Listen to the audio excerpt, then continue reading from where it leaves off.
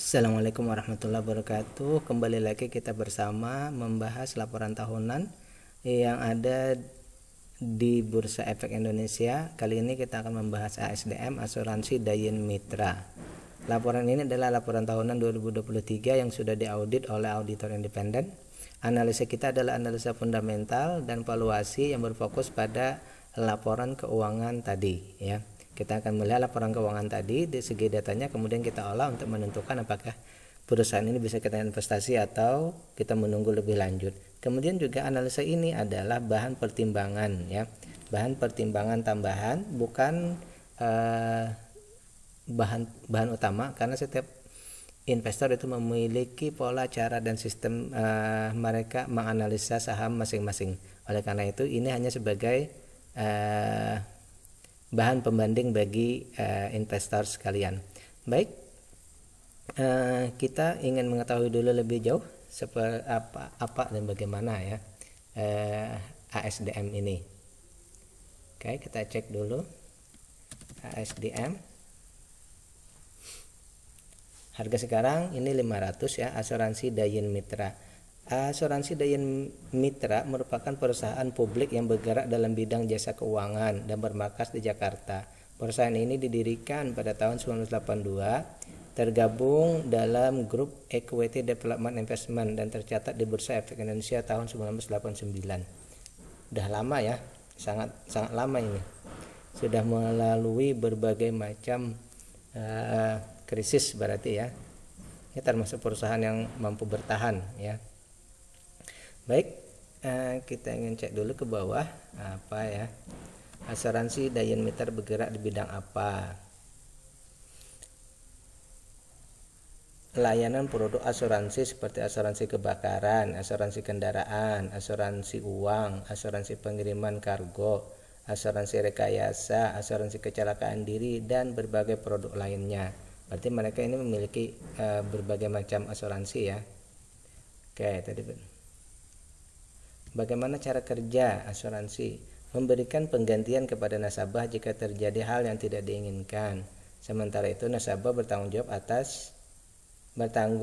tertanggung juga harus melaksanakan kewajiban, yaitu membayar premi sesuai perjanjian.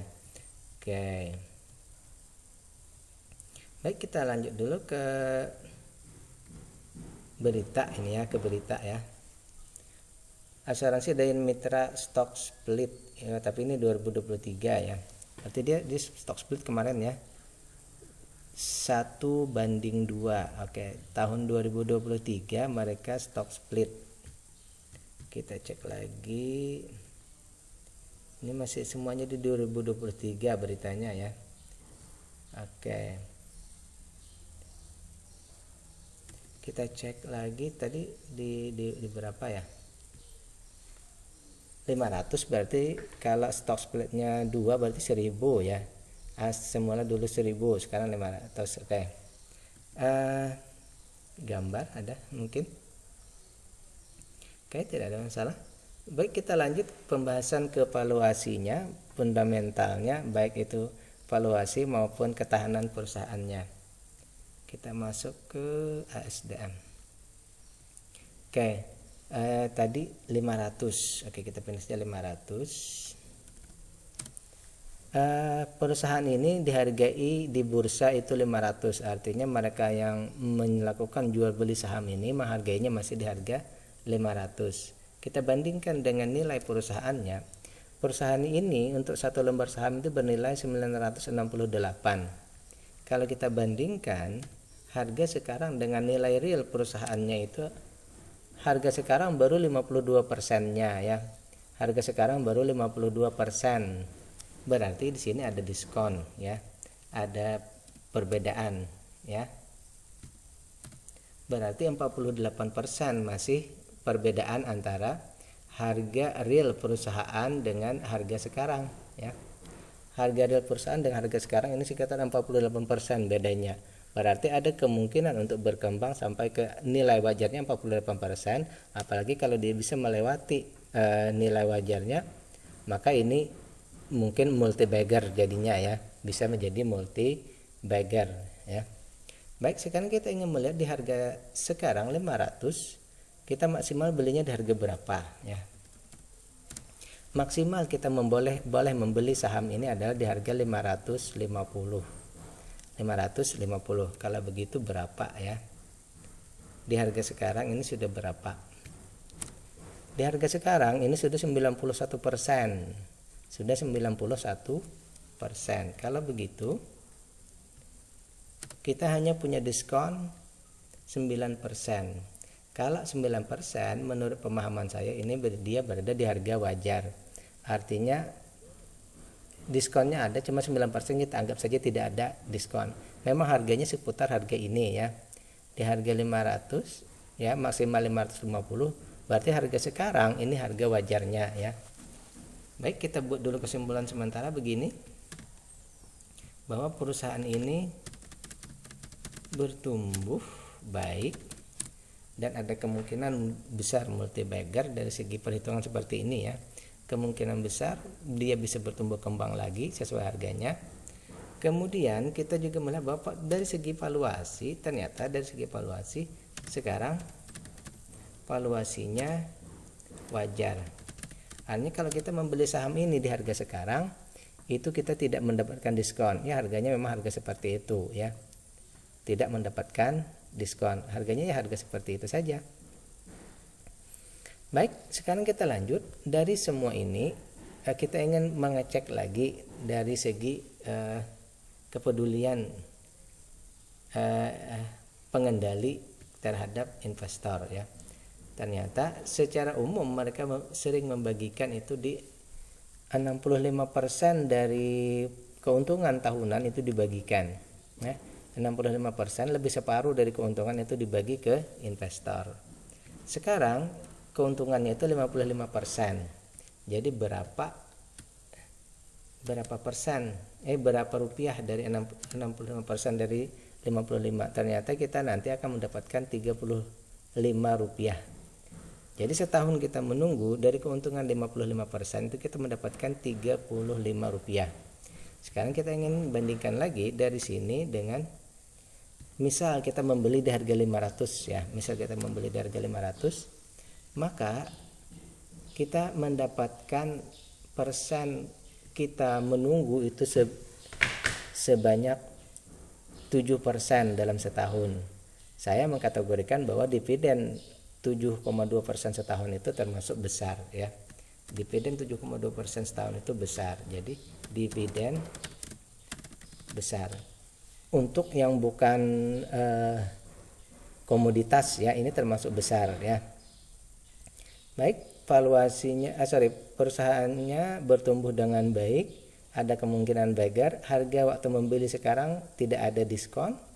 Kemudian dividen besar 7%. Kemudian kita ingin melihat ketahanan perusahaannya. Perusahaan ini katanya tidak punya hutang berbunga, tetapi ada tanggungan-tanggungan sebesar 168%. Khusus untuk bank dan asuransi, kita menjatahkan itu liabilitas boleh sampai 600-an lah, 600%. Berarti di sini kita mengkategorikan bahwa hutangnya aman. Hutang perusahaan ini aman ya. Kita hitung hutang perusahaan ini aman. Sekarang dari segi ketahanan perusahaan aman. Kita ingin melihat kekuasaan dari pengendali. Pengendali hanya membagikan 14% saham mereka ke masyarakat, ke retail. Berarti masih ada 86% yang mereka kuasai bersama-sama ya. Mungkin ada yang lebih dari 5% itu menguasainya 86%.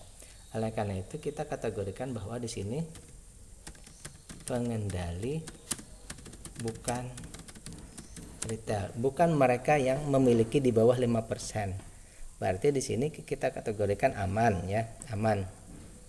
Kemudian dari semua saham yang dimiliki oleh perusahaan ini hanya 29% yang beredar. Hanya 29% yang bisa ditradingkan langsung di bursa efek. Ini berarti hanya sedikit ya. Berarti pengendali mereka yang punya banyak saham ini tidak terlibat dalam trading langsung ya. Oleh karena itu kita simpulkan pengendali tidak trading ya, pengendali tidak trading. Mereka fokus pada pengembangan perusahaan, fokus pada perbaikan perusahaan, apalagi ditambah dengan dividen yang besar tadi ya. Mereka tidak punya hutang berbunga, otomatis mereka bisa menyisihkan untuk dividen yang besar tadi ya. Jadi kalau menurut saya sampai saat ini, menurut saya perusahaan ini kondisinya sangat baik kalau menurut saya pribadi ya, kondisinya sangat baik ya. Hanya mungkin saja pembelian kita di saham ini adalah pembelian di harganya yang pembelian di harga yang istilahnya itu tidak ada diskon, harga wajar ya. Oleh karena itu kalau menurut saya menunggu valuasi murah ya. Kalau Anda mau membeli, bisakah? Bisa, tetapi ibarat membeli sekarang bisa saja nanti harganya turun dulu ke bawah menuju valuasi murah. Nah, kalau harganya turun menuju valuasi murah, kalau kita sudah paham bahwa ini akan bisa turun, berarti kita tidak akan menjual ya, kita tetap berfokus pada dividen, bahwa kita akan terus selalu mendapatkan dividen. Tetapi kalau kita tidak tahan dengan goncangan-goncangannya misalnya ya, berarti mungkin kita perlu menunggu dulu sampai ke dividennya sampai ke valuasinya menjadi murah ya. Dengan valuasi murah mungkin turunnya tidak terlalu dalam lagi. Kalau di sini mungkin saja dia bisa turun menjadi valuasi murah dulu ya. Tetapi kalau memang Anda sudah tahu bahwa ini dividennya besar, berarti tidak masalah dia turun.